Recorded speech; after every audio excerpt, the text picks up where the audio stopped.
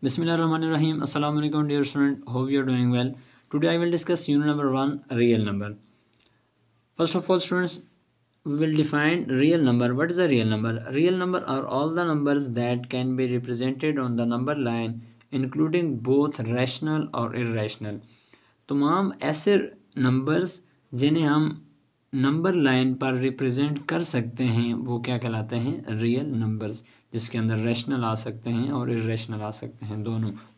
और अगेन इनकी मज़ीद भी आगे टाइप्स हैं। सबसे पहले आप डिफ़ाइन जो है ना रियल नंबर्स की, जो चैप्टर नेम है हमारे पास, उसकी आपको मीनिंग का और डिफ़ाइन का पता होना चाहिए। सो रियल नंबर्स कौन से ऐसे नंबर्स होते हैं जिन्हें हम नंबर लाइन पर रिप्रेजेंट कर सकते हैं। सो स्टार्ट करते हैं जी। Types of real numbers. Types of real numbers are natural number. It is represented by n, and these numbers including 1, 2, 3 and up to so on. Further, whole numbers. What are whole numbers? Whole numbers are represented by w, and which are 0, 1, 2, 3 and up to so on. We're starting from 0. What are integers? Integers represented by z, capital Z, and the numbers are 0 plus minus 1 plus minus 2 plus minus 3 up to so on.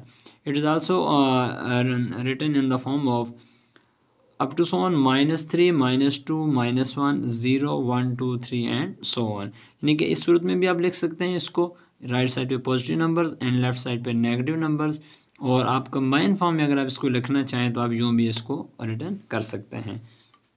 Next आ जाते हैं ये rational numbers. Rational numbers represented by q and x such that x is equal to p over q where pq belongs to integers and q is not equal to 0। इस symbols को, ये इसकी standard form है, general form है, इसको आप याद कर लें कि x such that x is equal to p over q, यानी कि ऐसे तमाम नंबर्स जिन्हें हम पी ओवर क्यू मीन आप फ्रैक्शन में लिख सकें, ओवर की फॉर्म में आप इसको क्वोशंट की फॉर्म में आप लिख सकें तमाम नंबर्स को, वो क्या कहलाते हैं? Rational numbers. बट कंडीशंस क्या हैं कि पी और क्यू, ये जो न्यूमिनेटर एंड डिनोमिनेटर है, ये मस्ट बिलोंग टू इंटीजर्स। ये मस्ट भी किसको बिलोंग करनी चाहिए? इंटीजर्स को। इंटीजर्स क्या होते हैं ये आपके सामने मैंने ऊपर डिफाइन कर दिए हैं कि इनके पी और क्यू में, न्यूमिनेटर एंड डिनोमिनेटर में क्या होने चाहिए? ये वाले नंबर्स। ऐसे तमाम नंबर जिन्हें हम नंबर लाइन पर ड्रा कर सकते हैं वो तमाम नंबर पी एंड क्यू में आ सकते हैं। लेकिन मज़ीद एक कंडीशन इसमें दी है कि and Q is not equal to 0, यानी कि डिनोमिनेटर वाला जो नंबर है, ये मैंने 2/3 लिखा है, तो यहाँ पर 3 की जगह कभी भी 0 नहीं आ सकता।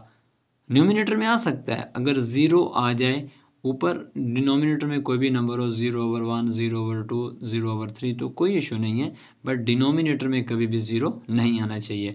रैशनल नंबर्स की एग्जांपल्स मैंने दी हैं। 2/3 क्योंकि पी ओवर क्यू की फॉर्म में लिखा गया तो ये क्या कहलाता है? Rational number.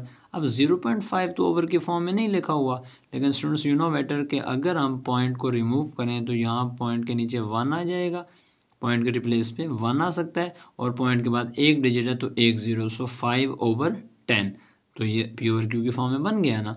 सिंपल। नंबर 4 कैसे रैशनल है? किसी के डिनोमिनेटर में कोई वैल्यू नहीं है तो ऑब्वियसली वो क्या होती है? 1, सो 4/1।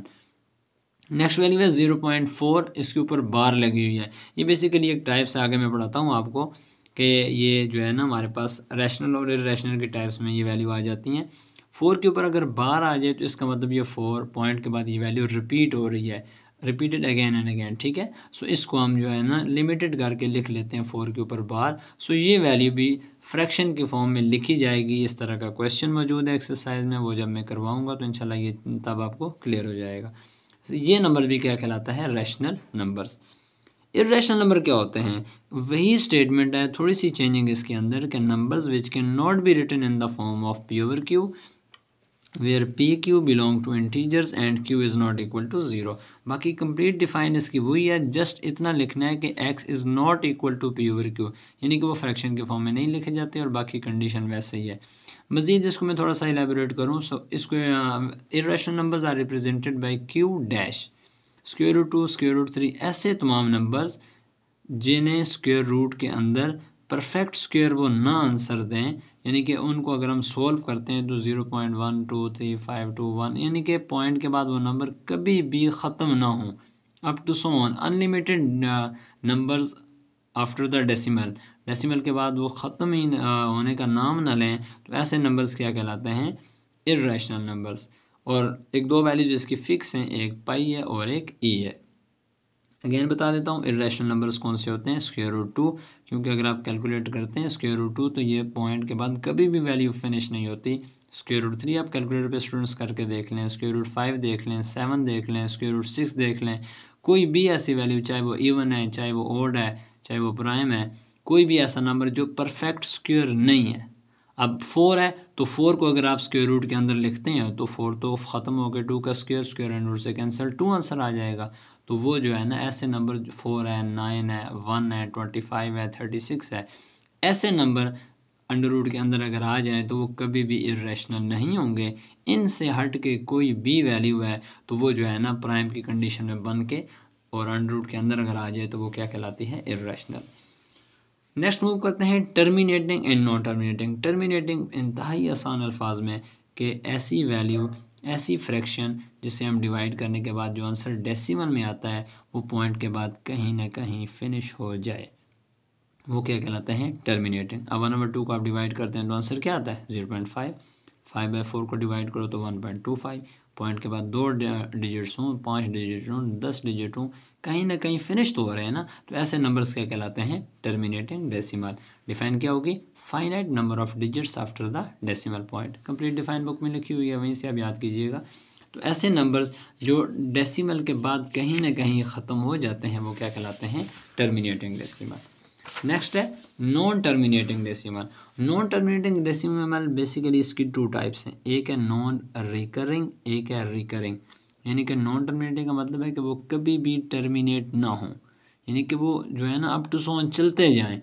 अब लेट्स सपोज एक वैल्यू है मेरे पास 1.4123 अप टू सो ऑन, ये कभी भी फिनिश नहीं हो रही, तो इसे क्या कहते हैं? Non terminating and non recurring. एक वैल्यू है जिसे मैं लिख देता हूँ 0.3333 अप टू सो ऑन, तो अब पॉइंट के बाद तो ये भी ख़त्म होने का नाम नहीं ले रही, ये भी क्या है? Non terminating. लेकिन इसका जो दूसरा नेम है ये बड़ा इंपॉर्टेंट है, इसे कहते हैं रिकरिंग डेसिमल, कि ये पॉइंट के बाद ख़त्म तो नहीं हो रहे लेकिन ये सेम चल रहे हैं। सो इस चीज़ को हम 3 के ऊपर बार लगा देंगे तो इसका मतलब ये है कि ये वैल्यूज रिपीट हो रही है, 0.676767 and up to so on. अब सीक्वेंस के लिए ना 3 वैल्यूज़ मिनिमम इनफ होती हैं, हमें पता चल जाता है कि इसके बाद यही वैल्यू चल रही है। 1 या 2 वैल्यूज़ नहीं, कम से कम 3 वैल्यूज़ अगर आपके पास रिपीटेड हो रही हैं तो इसका मतलब ये वैल्यूज़ आपके पास सेम चलती जाएंगी। सो 0.67 के ऊपर जो बार लगी है उसका मतलब ये वैल्यू बार बार रिपीट हो रही है। सो इसे क्या कहेंगे हम?